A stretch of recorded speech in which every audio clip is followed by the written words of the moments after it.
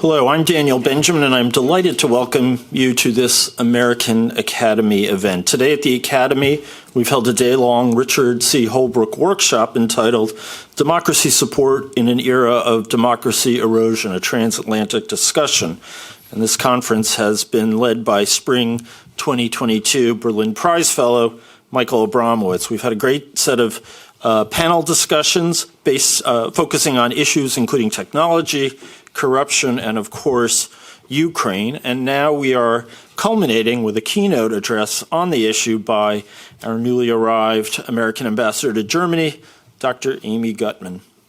Now, observers have long debated which countries get the best ambassadors from the U.S., and they use that as a way to interpret the state of the bilateral relationship.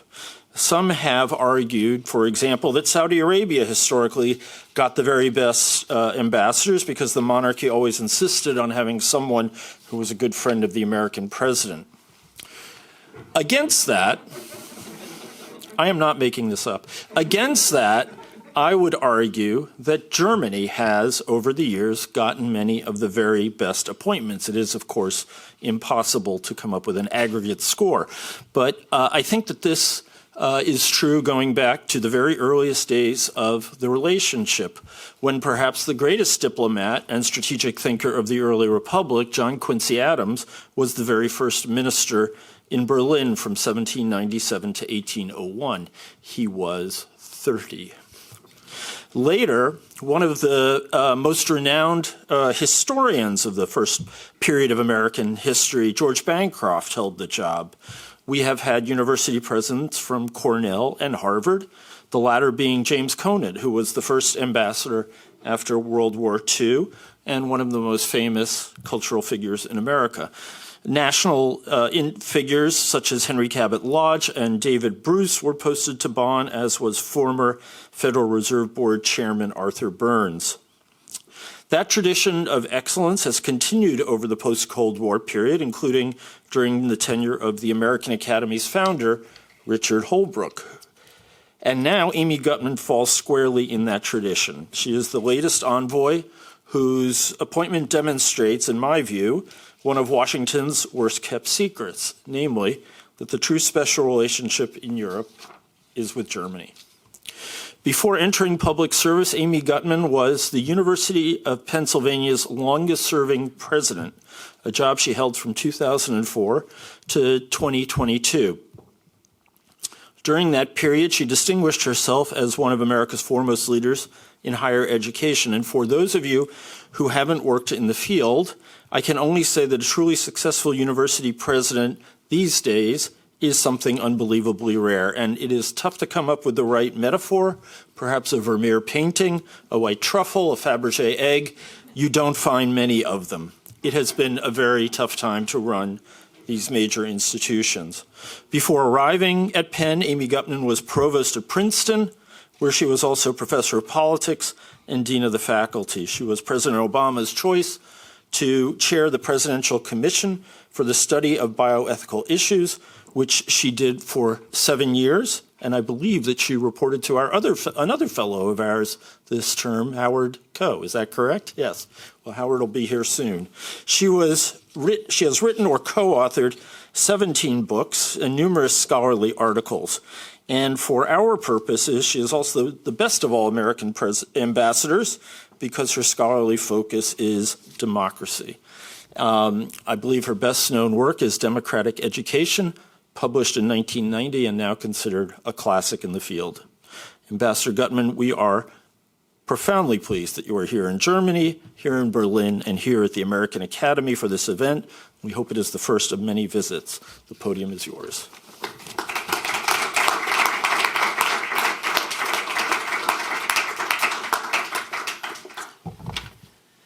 Wow, maybe I should say nothing and just say thank you. Please, thank you so very much, Daniel Benjamin, for hosting me at the American Academy. And I look forward to working with you, and the Academy is a great partner with the Embassy. So I take this as a first of, I hope, many, many engagements moving forward. Michael Abramowitz, we share a lifelong passion for defending democratic values and practices, and I cannot thank you enough for leading this cause with Freedom House. So thank you so, so much. In times like these, we need to recognize how fortunate we are to live in a democracy. In times like these, we must not take our good fortune for granted, either at home or abroad. And in times like these, we must show just how much we're willing to do to advance liberty, opportunity, and our respect for the dignity of all. Democracy is under brutal attack in Ukraine. A flourishing civil society, major reforms since the Maidan Revolution, and a vibrant media demonstrate Ukraine's great promise as an open, pluralistic democracy. The world sees Ukraine's commitment to a free and independent country. That commitment stands in the starkest contrast to the authoritarian political system that Putin reimposes daily on Russians by jailing demonstrators, repressing journalists, and utterly disregarding human rights at home and abroad.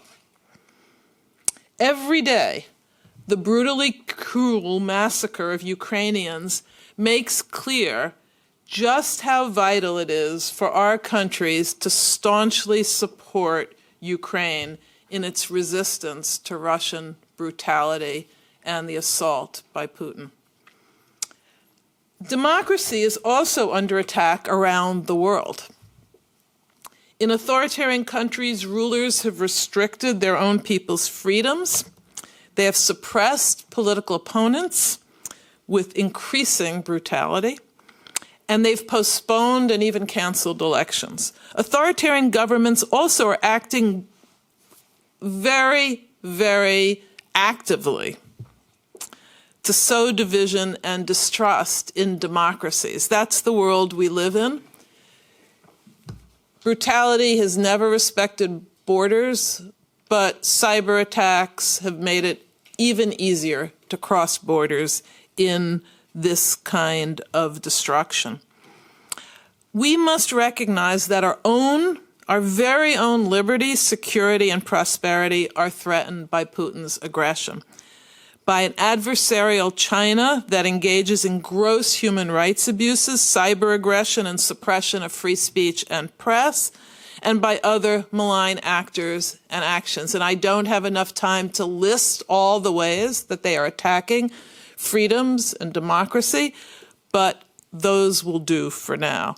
We must be clear-eyed about this worldwide crisis, and we must be united in our determination to rise to this moment.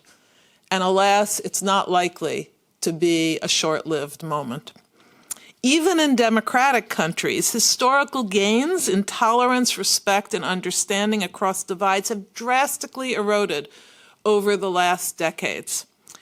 This erosion has been exacerbated by disinformation, by political polarization, and I don't mean political division, I mean hyperpolarization. And it's been exacerbated by segregated media bubbles. Just over the past few years alone, we've seen a troubling rise of anti-Semitism, of racism, and hate crimes in the United States, in Germany, and throughout much of Europe. Such hatred is reinforced when democratic opponents treat one another not as competitors who robustly disagree over the best means to share democratic goals, but rather as mortal enemies. And that's what I mean by hyperpolarization. It's when democratic opponents talk and act as if they're mortal enemies. Long-standing inequities have left many feeling that the democratic system won't ever work for them.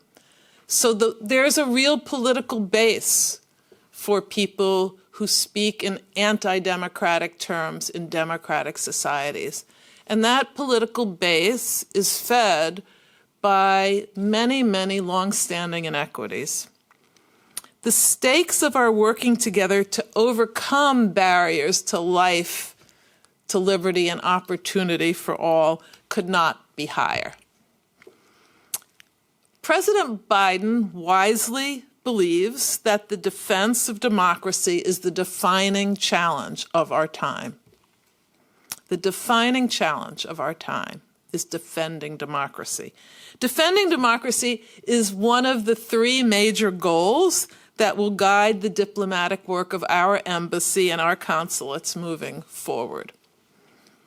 Defending democracy goes hand in hand with our other two goals: advancing our alliances and innovating inclusively. Our transatlantic partnership has never been as unified, as strong, and as important as it is today. Together, we will make a historic difference in defending democracies at home and abroad, if we stick to it and we stick together. Now, the big question is how, right? How? By better defending our values to begin with, and that is a very important role of this American Academy, by revitalizing our alliances along with the partnerships that have made the world safer for all our people, NATO being obviously important among them, and our alliance, speaking as an American, with the EU as well. By modernizing our military capabilities while leading with our diplomacy. Last December, President Biden hosted a summit for democracy, placing democracy and human rights at the heart of U.S. foreign policy. He posed a challenge to the representatives of some 100 countries that were gathered together. Will we allow the backward slide of rights and democracy to continue unchecked? Well, that forum highlighted the potential power of partnerships. When governments at all levels, civil society at all levels, when organizations, NGOs, and the private sector, when they work together, we can most effectively address the challenges facing democracies. By tapping into the strength of civil society and the private sector and joining that strength with the public sector, countries can partner on innovative and inclusive initiatives to address core themes. For example, combating climate change, the existential threat of our time. Democracies can foster strong and inclusive economies. Democracies can handle political disagreements without bloodshed. Democracies can provide public safety while protecting civil liberties. That's what democracies can do. They can counter corruption. They can maintain stability with free elections and peaceful transitions of power. And making progress on each of these fronts has a positive multiplier effect worldwide. So this is a year of action, a year in which commitments are being turned into real change. The G7 partners will strengthen our democracies. This is really important. Germany this year has the presidency of the G7, and the US and Germany are working together with our G7 partners against the huge theme of the G7 this year will inevitably be, how can our democracies strengthen ourselves against rising authoritarian threats? We will no doubt want to consult with strong institutions like the American Academy and Freedom House in addressing this critical threat of our time. So I began by saying how fortunate we are to live in democratic societies. Why then, you might ask, do I dwell day after day, ceaselessly, on the great threats that we face, if we're so fortunate? That, in some sense, is the question, I have to say, of my life. I never realized as a child that I would be in this position. But like my parents, I am proudly Jewish. My father grew up in a democracy, Weimar, Germany. By 1934, my father had to flee Germany because Hitler and the Nazis were in power. Long before Russia further invaded Ukraine, my father's experience instilled in me the critical importance of my standing up with as many allies as possible against all forms of hatred, bigotry, and discrimination. 30 years ago, I wrote a book on democratic education. And I argued that beyond teaching reading, writing, and arithmetic, numeracy, and literacy, we must teach young people the ability and the virtues of standing up for their values. We have to teach young people the skills and the virtues of arguing civilly with others and being tolerant across divides of religion, race, ethnicity, gender, sexual orientation, and ability. These are not self-evident values, and the opposite values are often taught, sometimes intentionally and sometimes just by default. I was recently asked what I would add to democratic education. I wrote an added chapter of it after I wrote the original book on multiculturalism, but it's been 2 decades since then.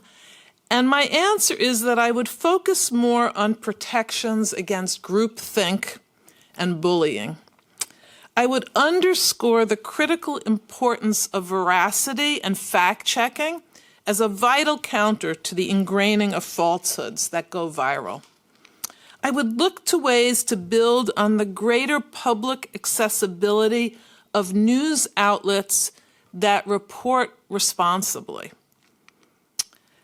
Because social media has a small d democratic component, but only if there are counters to those who just propagate falsehoods.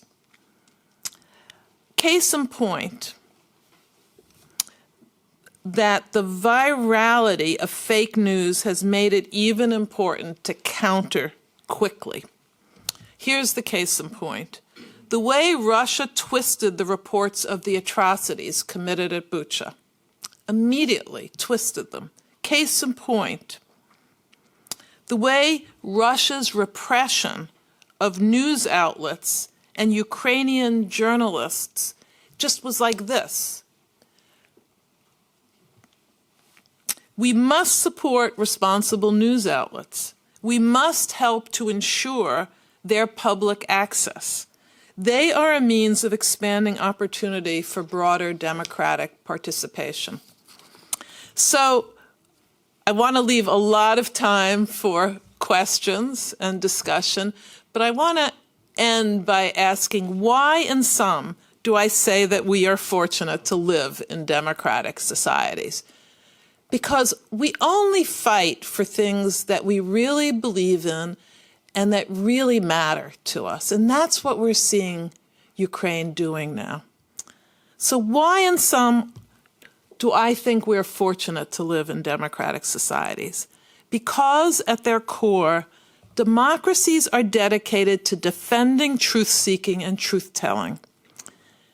Because at their core, democracies are committed to tolerance and respect for human dignity, for robust yet reasoned debate, and for mutually beneficial compromises. Because private institutions like the American Academy and Freedom House freely and avidly defend these democratic values in voluntary partnership with public institutions like the American Embassy. Because the defense of democracy is not only hard work, it's good work. It's important and inspiring work. Why? Because, as President Biden says, democracy does not happen by accident. Thank you. I'd like to start by maybe focusing a little bit on an experience of your past, or an experience from your past of being the president of a large university in America, to pose a question about young people. It seems to me that there is some data that suggests that there is a declining attachment to democracy among young people all over the world. And there's academics will argue about how strong the data is, but it's certainly something that we worry about. And I would just be curious to know, number one, do you agree with that concern? And what do we need to do about it? Yeah. Is there a declining attachment to democracy among young people around the world? I would say yes and no, okay? And I'll be very clear about what I mean by yes and no. Yes, there is a declining attachment to democracy around the world, period, full stop, among old people and young people. And that's what I was referring to when I suggested that there is, there's perceived by many people around the world, young and old alike, that society has left them behind. They don't have the future. And they're not generally the poorest of the least advantaged, if you will. They're people who look and see parents and children alike who don't think that the children will do better than their parents.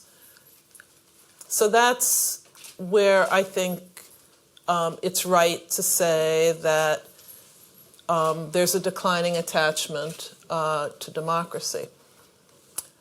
But it's wrong in a very important way as well.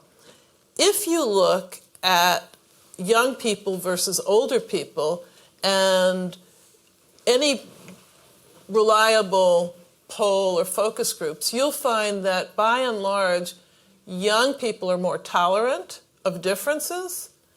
They're more respectful of the dignity of people who are not like themselves, and they are more supportive of many of the things and the values and the practices that will be necessary for the future of our world. They're much more, they place combating climate change much higher up. They place tolerance for people who have different races, religions, sexual orientations higher up. What I see, which shouldn't surprise any of people here, but is very important to get out, is that the more educational opportunity you give young people, the more supportive of democracy they are. And that doesn't mean that they're supportive of, the candidates that you might want to be elected, because that isn't necessarily the case. But they are supportive of democracy because they see a future with hope, not only for themselves, but for people like them. And I think that's really important for us to recognize, that expanding educational opportunity, expanding job opportunities for young people is a key for the future of our democracies. By the way, just how I'm going to run this, I'm going to ask a few questions, and then people should feel free to raise their hands, and we'll try to call on them. But so you alluded to your boss and friend, the President of the United States, and how the President has said that the battle between democracy and authoritarianism is the defining battle this time. And he said this in different form many times, so I believe that he thinks this. So when he sent you here to Berlin, did you talk at all about what that actually means in practice? If you articulated defending democracy as one of the three objectives of your tenure as ambassador. So what does that mean in practice? So the president not only has said this publicly, but every time I spoke to him before coming here, which was not that many times. I mean, he was kind enough to swear me in ceremonially in the Oval Office the day before I took off for Berlin. And he pulled me aside and he said, please communicate to everybody how important the German-U.S. alliance is for our defense of democracy.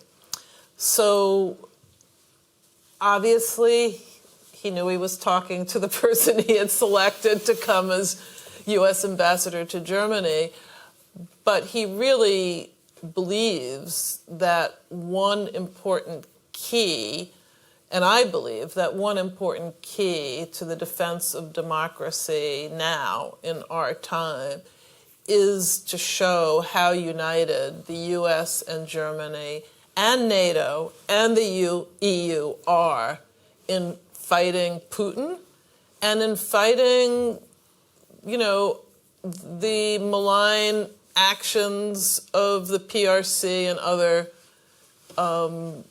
authoritarian threats. I would say that's number 1, 2, and 3 on the list of what we have to do. And the reason I say it's number 1, 2, and 3 is that there's so many things we have to do to show, not just to say, but to show that we're united. So clearly there are many different threats to democracy, I'd argue, but right now President Putin seems to me to be the most immediate threat in your neighborhood. And there seems to be, from having been in Germany for a few weeks, I'm not an expert, but there's a lively debate here about did Germany recognize enough the threat of President Putin to democracy in this region? And I'm wondering if you, just in general, not to rehash the past, but you're welcome to if you'd like, do you think that that there's been a change in the German attitudes? Do you think that this is a permanent realignment in thinking about the threat from Putin? Let's begin with the present and then go back or trace backwards. There is no doubt about it, make no mistake about it, there is a Zeitenwende in Germany, and I think it goes beyond Germany, but what Chancellor Scholz announced in his 5 points was a huge turning point in German politics, and I think will be a huge turning point in German political culture moving forward. And so, yeah, the answer is absolutely yes. If nothing more were done after today, would that be a successful turning point? No, absolutely not. But as many people have said to me, and I have found to be the case, it may take Germany a little longer, and it was understandable. We can talk about the historical reasons for that, why it took a little longer to make the announcement. But once Germany says it's going to do something, it's going to do it. And so I actually believe that this coalition government is thoroughly committed to moving forward on the Zeitenwende. Now, moving backwards. I came as ambassador for the Munich Security Conference, and I heard discussions between the principals there, not public discussions about preparation in the event that Putin further invades Ukraine. It was clear that Germany knew it had to be prepared from day one. It was also clear that Germany didn't think it was possible to announce a Zeitenwende effectively before the event that Putin further invaded Ukraine. Would Americans have been pleased to be proven wrong about our intelligence? Absolutely. We were hoping that all the intelligence we got was wrong and Putin wouldn't invade. But the moment he invaded, Germany and many other allies were prepared with what we had all discussed we thought had to be done. Should we have done things differently in the past? I think that question should be asked not just of Germany, but of all of us. And you could go, I'll leave it to historians for the or it's even hard for historians to do the counterfactual. What should we have done something differently with regard to Crimea? I mean, you can ask that question as well. I don't know the answers to those questions. I hope people who don't have positions like I do now can answer those sometime in the future, but right now, the real question is, how are we going to do everything we can possibly do in unity to make sure that a sovereign Ukraine outlasts Mr. Putin? And that is the question not only for enabling Ukraine to defend its own sovereignty, but it's the question, I believe, and I know President Biden and Secretary Blinken believe this, and I believe that the German government and Chancellor Scholz also believe that. That's the question that we have to ensure is answered within the affirmative, that Ukraine will triumph over Putin if we want a free Ukraine, if we want a free world. One of the things in your talk that I found interesting was your kind of catalog of the virtues of democracy, which I, by the way, agree with. Yeah. One of the challenges that I think I've had at Freedom House, and I think many in the human rights community more generally have had, is convincing the business community, in particular, that they have to respect, pay more attention to the human rights consequences of some of their decision making, whether it's in Xinjiang province or investments in Russia or so forth.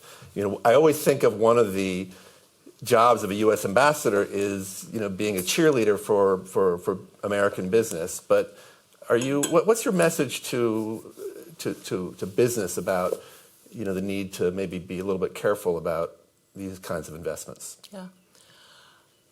Since I've been ambassador, I've had quite a few roundtables with the business community, both German and American businesses, in talking about what they're thinking about what they need to do to aid in this effort, and how long will they be willing to do what needs to be done if it gets more painful for the businesses.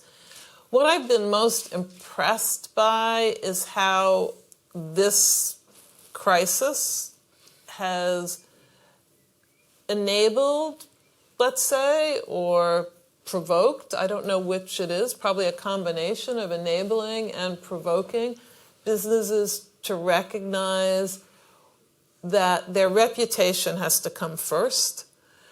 And if you put your reputation first, you're going to do things like what Shell did, which is get out of Russia before it was required to get out.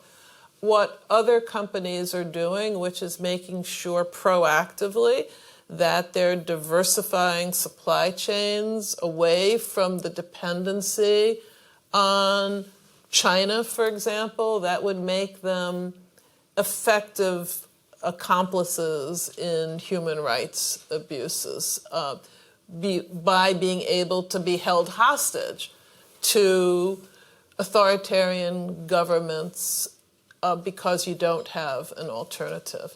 So what I've been seeing is much more of not just a willingness of companies to do things when basically pressured to do them, when being willing is really acting according to the law, but they're raising proactively the question of how can they do more to shield themselves and therefore shield our countries from being subject to pressures that can't be resisted.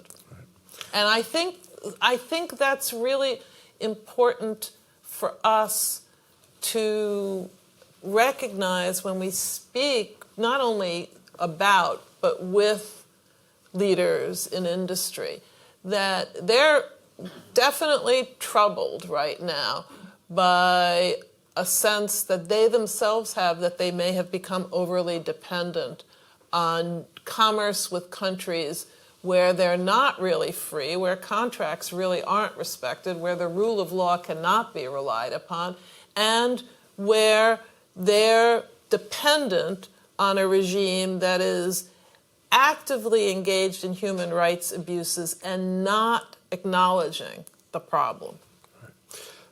I'm going to be thinking of a question. I'm going to go for one or two more. Do you have a question? Okay.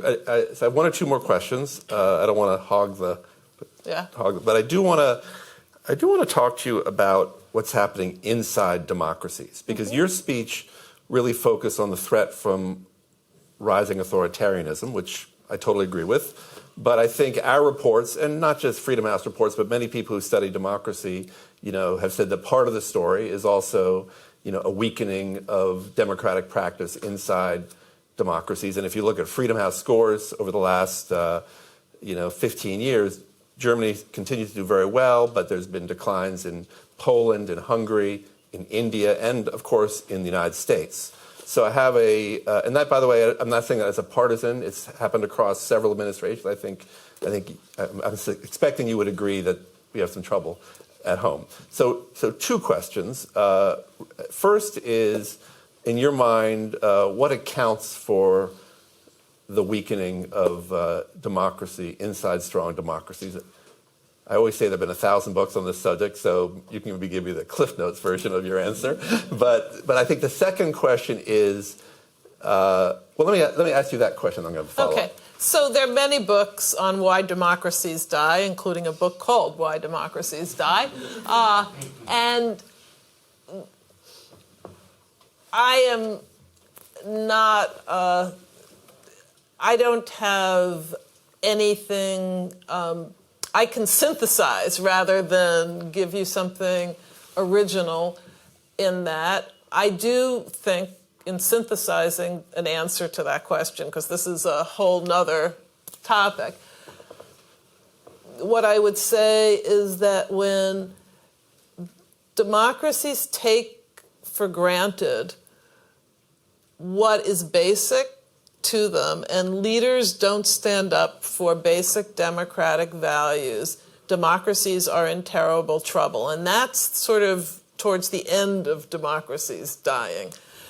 And there are great histories of Weimar on this, and there are examples in our own country that could lead us to be very troubled about that. I did talk about the problems of democracy at home. It was in my speech, and I begin often with those. Right now, it would be a mistake to begin with them. So let me say one thing about that.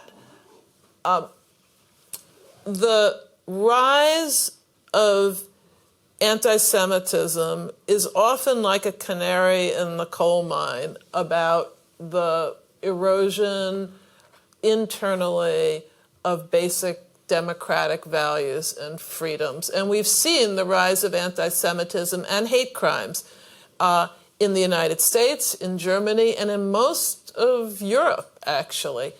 That's extremely troubling, and I put that with along with the rise of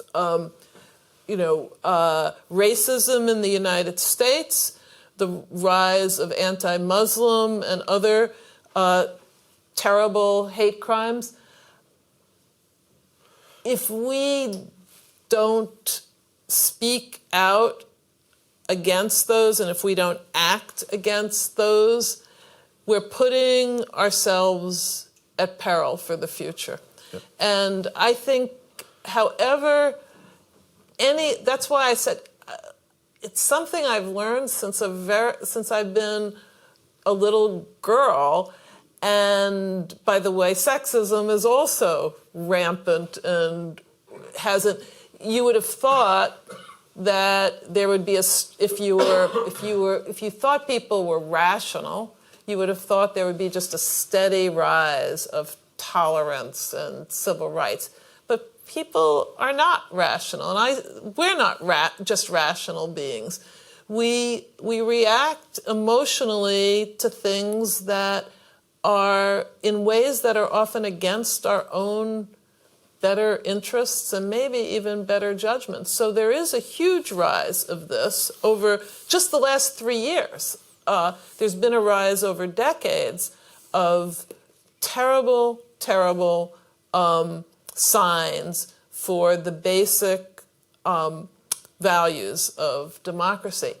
I'm still very hopeful because I think that there are leaders in all of our countries who are speaking and acting out against them, and I think we just have to keep doing that.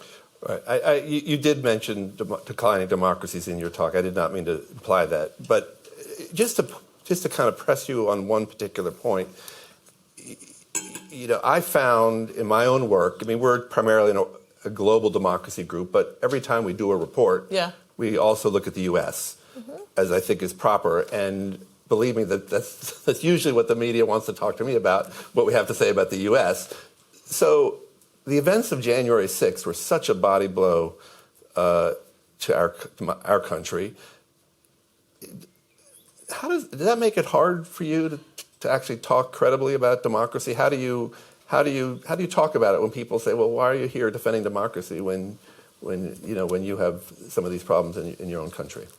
I mean, how does it affect your job as being ambassador? How do you make the case? Many of the German civil society leaders and public officials and young people with whom I've spoken to ask me, among the questions they ask me is, can we count on American democracy? And here's my answer. The answer is where I ended my talk. Democracy doesn't happen by accident. We have to fight for it. Americans are fighting for it. We have to fight not only for our own democracy, but for democracy around the world. Americans are doing that. And of course, I'm U.S. ambassador to Germany, so I speak about what we need to do in alliance with Germany, but I can speak about what we're doing at home as well. January 6th was a terrible day for American democracy. It was gut-wrenching. Democracy allows people, and many, many people have spoken up against it. And January 20th where I was not, you will not be surprised to know, I was not in Washington on January 6th. I was in Washington on January 20th at the inauguration of President Biden.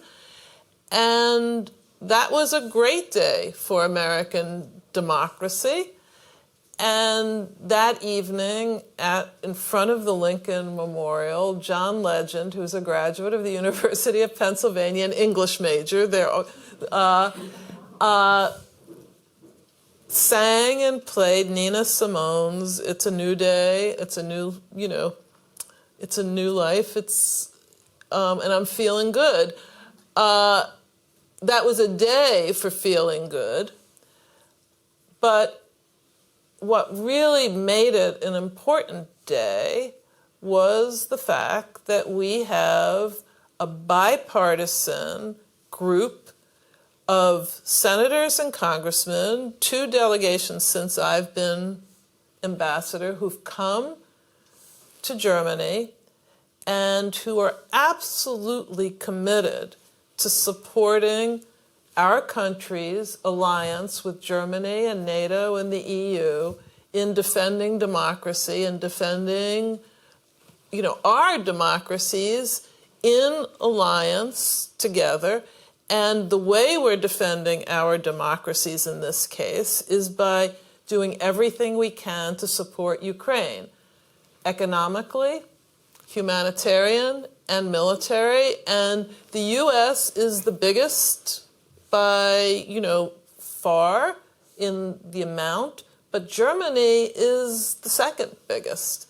And that's part of defending democracy at home. The other part of defending democracy at home is making sure that the orderly transfer of power continues, that civil rights are defended, that voting rights are defended, and that's an ongoing project. You're not going to get me to say, oh yes, it's 100% guaranteed. What I will say is I wouldn't bet against the United States of America. Okay. Question, sir. Madam Ambassador, I want to and please introduce yourself, if you would. I'm Ralph Fuchs, a veteran of green politics in Germany, and now running a think tank, the Center for Liberal Modernity.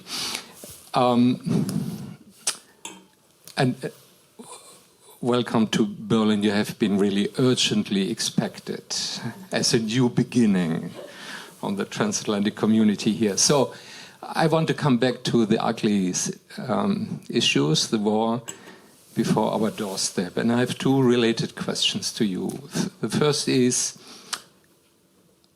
what is your government's and your personal vision of the end game of this war?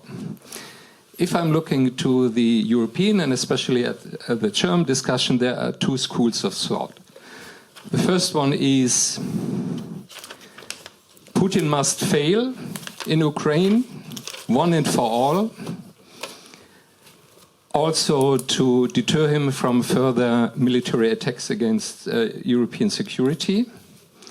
So Ukraine must win, and we have to do everything to support them and to enable them to win. The second school of thought, and it's very present also in the German government, in parts of the German government, is we should not push Putin into the corner. We have to leave him a face-saving exit. And we are afraid of the expansion of the war, maybe even spilling over into an all-European war, a nuclear war, whatever. So we have to be very careful, and we have to look for kind of political arrangement and compromise. So what is your government's position on that? And the second question is, President Biden, as Chancellor Scholz, from the beginning, excluded categorically any kind of military involvement of NATO in this war.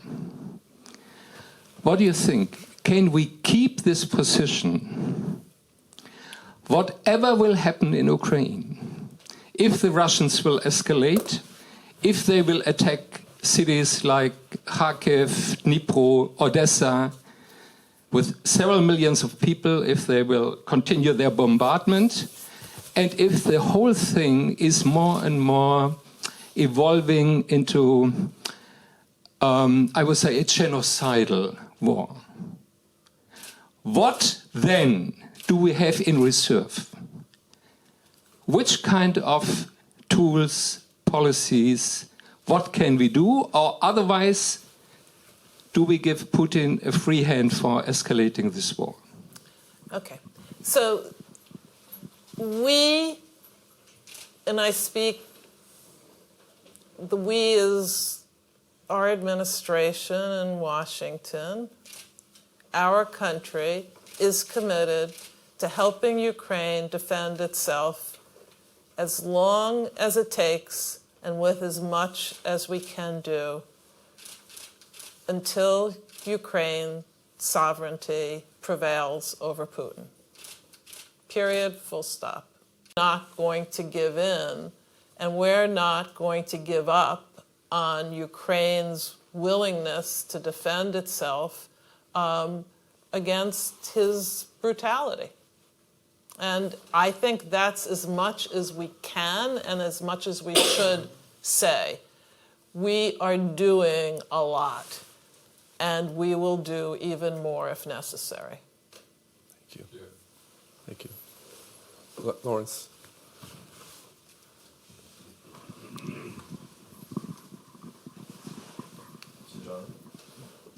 So I'm Lawrence Douglas. I'm a fellow here, and I teach at Amherst College. And I was kind of interested in what you said about groupthink and also about bullying. And I don't know if you meant that physically or in social media. But maybe I was asking you to kind of talk a little bit about your experience as president of University of Pennsylvania.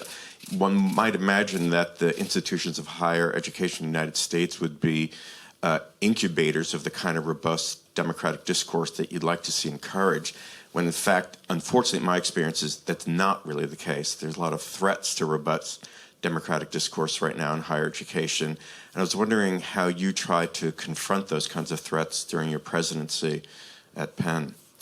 I spent a lot of time as president not only saying but doing things that would empower students to stand up against groupthink and bullying.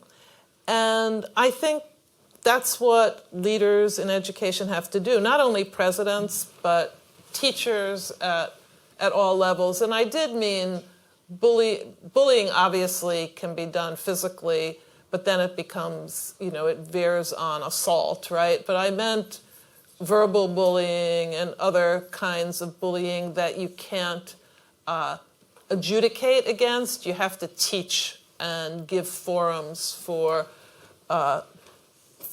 students to feel that they can speak their minds. Part of educating students to do this is educating students to have the courage of their, incipient convictions. Part of our goal as educators is to enable students to stand up for what they believe, but also to be open to changing what they believe in interchange with people with whom they disagree and who disagree with them. I think that's not new. I know that that is the problem of groupthink. I'm a political philosopher, was talked about in the beginning of the American Republic by Alexis de Tocqueville, John Stuart Mill, W.E.B. Du Bois, so many, and not to mention all the women whose views were never allowed to get into the public sphere. So this is an ongoing challenge for educators. My main message, which I found, the message that I found both resonated and worked best with young people was very fact-based. So and you have to meet them where they are. Why do young people say they drink too much often? Because they often do. Alcohol, that is, right? They say it because everybody else wants them to do it. If you do, and there are really good studies of this, you do a survey, 3/4 of young people say they don't really want to drink that much, but they think everybody else wants to.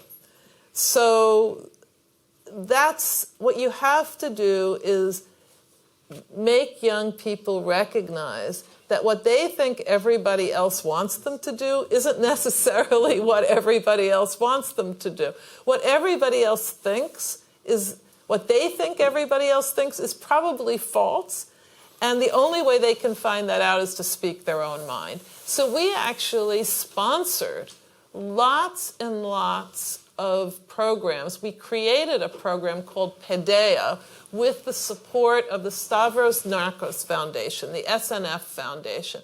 And the purpose of it, the main purpose of it, was dialogue across divides. And we brought students together who had different views, and these are at Penn for 4 credit courses. And they're also, we have fellows who represent, fellows being the young people themselves, who represent the values of debate across divides. Because if the young people themselves don't do it peer-to-peer, we're never going to be able to impose it upon them, because that would be against the very purpose of enabling them to stand up for their own values. So this PEDEA program has been a huge success, and you can get credit for the courses, you can get a certificate in PEDEA, and you can major in anything across any other, any other field. It's still, we want to educate students in how important it is to be willing to speak your mind and open your mind to different views. And it's been enormously successful. Are we okay on time, Dan? Ethel. And then, yes. Thank you so much for a very, very stimulating presentation. I'm the Holbrooke Fellow here at the Academy. Congratulations. Thank you. And I'm at the University of California, Irvine. I'm also a political scientist like you, more specifically in international relations.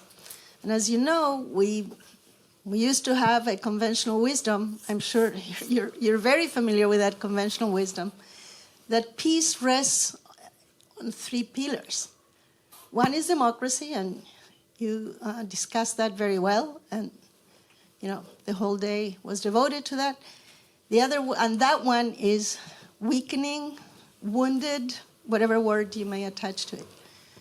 The second one is international institutions, cooperation through international institutions. That one too is suffering. And I know your administration is working hard to reconstitute whatever can be done. And then there is a third pillar, and you addressed indirectly the third pillar through global supply chains. And my question to you is, where do you think that pillar is going? Economic interdependence. Right. So first of all, let me just say that I don't think I agree with you about the 3 pillars being the conventional wisdom. I don't agree that they're dead. I think they're strained. It's still the case that, by and large, democracies don't fight other democracies. They fight most of the major wars, if not all the major wars in the world, have been democracies versus non-democracies. So Kant's perpetual peace is still a thesis. It's not, he wasn't describing, he was prescribing that if you want a more peaceful world, more democracies are a good thing. What we'd have to add is you can't impose democracies on countries. Democracies have to fight for themselves. So that's the first pillar. The second pillar I also think is under strain, but it's wrong to say it's not still a pillar. NATO was pronounced brain dead by some people. NATO is key, is absolutely key to this fight against Putin. Without NATO, we would have had to invent it, and we couldn't do it in short order. So that's the second pillar. The third pillar, supply chains, is so important now, and I think we're going to have to work together because it will be very hard to prevent China, for example, through the PRC as authority to use supply chain geopolitics, the way Putin has used supply chain with gas and oil and coal, to basically dominate the world in a dictatorial, anti-freedom fashion. So I think you've underscored how important that third pillar is, that we be attuned to it, as our administration is and Congress is, before it's too late. And now it's never entirely too late, but what I mean before it's too late, before the price of pulling back supply chain dependency is so great that we regret not having done it earlier. Thank you for that question, yeah. All right, I think we're kind of running out of time, so one last question. Oh, Dan, there's one other question behind you. Is that okay? Thank you, Madam Ambassador. I love your passion. It was really a wonderful presentation. Oh, thank you. Christine Wallach is my name. I'm a former World Banker, economist, and a trustee of the Academy. Thank you for that, too. It wasn't too long ago that we thought that economic development would lead to democratization, and that if we could only help countries develop, become better off, this would lead to domestic change and demand for democratic rights, human rights internally. It seems very wide of the mark today with what's going on in the world. I'm not going to ask you how could we have misjudged this so gravely, but I want to look forward and ask you, what can one do to promote democratization in these countries? You said it has to come from within. It does. But can it also benefit from support from without? And if so, what kind of support? What can we do, we meaning the Western world, the alliance, the institutions you referenced, do to support democratization in the world we're going to have to live in for the future, to make it livable? Well, that's a penultimate question that could take, but let me just say that I've always thought economic determinism was a mistaken thesis. Economic development's important, but it doesn't guarantee democracy. What can we do? I think you're absolutely right. Just because economic determinism is inaccurate, that doesn't mean that the reverse is true, which is economic development doesn't matter.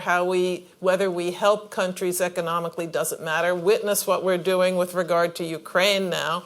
But even outside of crisis situations, our enabling countries to provide prosperity and freedom and opportunity to their own people is critical to the development of their ability to democratize or to maintain their democracies.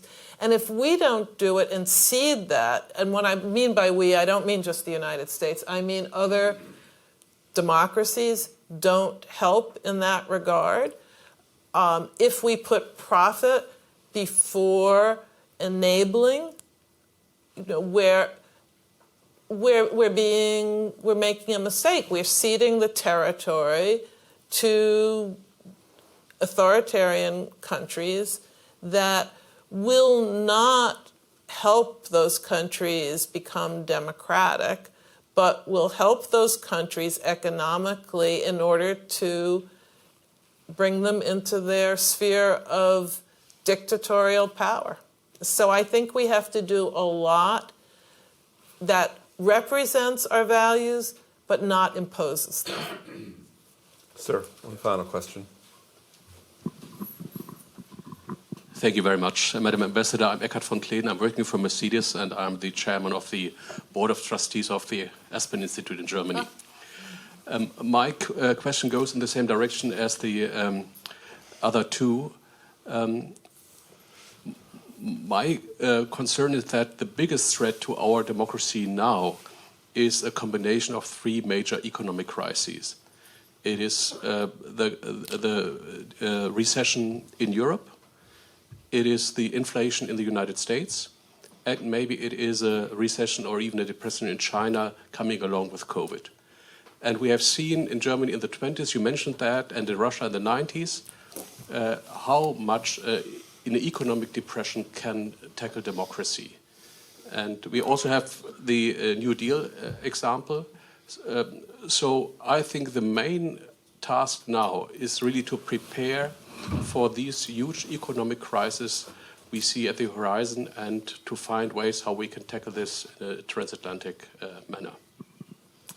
Well, you sort of answered your question. So let me just say where I may disagree with the way you answered your question, because I'm not sure, and it was a very short answer, I realize, so I'll be short. It's two. I don't believe in economic determinism because I don't think there's evidence that economics alone determines what will happen. I do agree with you that if we don't address, or let me put it positively, we must be concerned about and address the ability of the people in Germany, in the US, and other democratic countries being able to live decent lives. And by decent lives, I mean economically speaking, but also speaking about their freedoms. But freedom and prosperity can and should go together. And that's what we're working to do. You said about inflation in the US, Germany's also predicting inflation. So, I mean, these are our markets, as you well know, are worldwide. And we need to be concerned about that. But more than being concerned, I think what we're doing is making clear that we're going to act in a way that protects our own people as well as enables Ukraine to defend itself. And we can, as they say, walk and chew gum at the same time. Will there be the necessity for everybody to have to get through a harder economic time?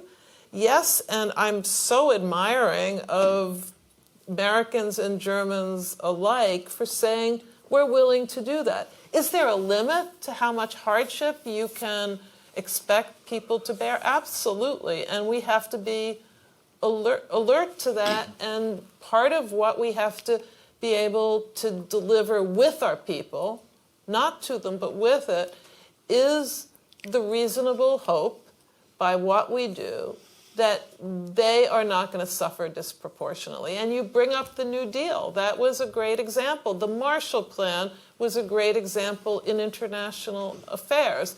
And you can do both. I mean, working on the New Deal for our own people, President Biden's infrastructure bill, which he got passed, is an enormously important example.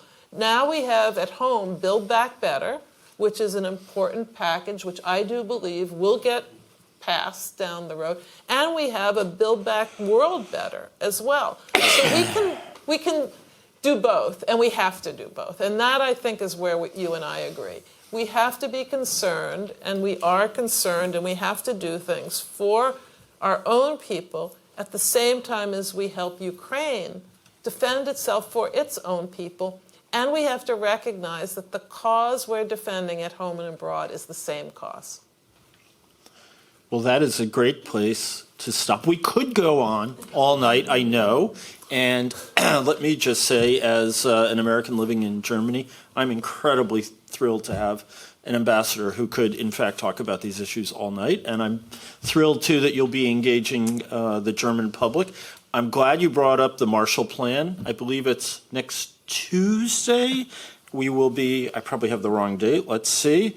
Yes, Tuesday, April 19th, Ben Stile of the Council on Foreign Relations will be here discussing his award-winning book on the Marshall Plan. So that's our advertisement. Thank you, Mike, for conducting the Q&A. Thank you again, Ambassador. We look forward to seeing you again, and this was really delightful. Thank you. Thank you all.